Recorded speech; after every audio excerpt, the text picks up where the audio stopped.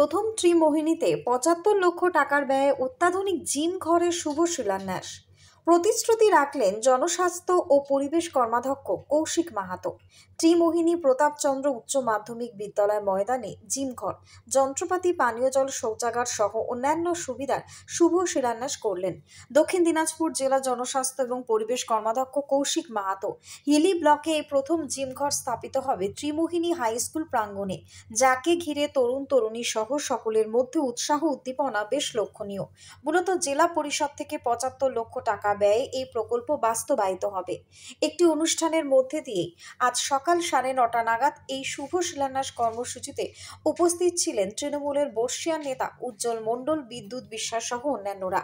এই কর্মসূচির অন্তর্গত একটি জিমঘরের যন্ত্রপাতি, শৌচালয়, পরিশ্রুত পানীয় জল, আলো সহ বিভিন্ন কাজে এই অর্থ খরচ হবে।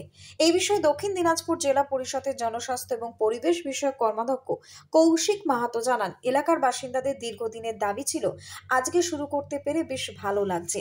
পাশাপাশি তিনি জনগণের সর্বদা পাশে থাকারও বার্তা দেন।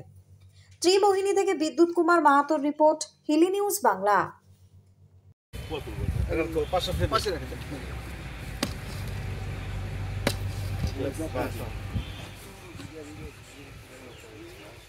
এখানে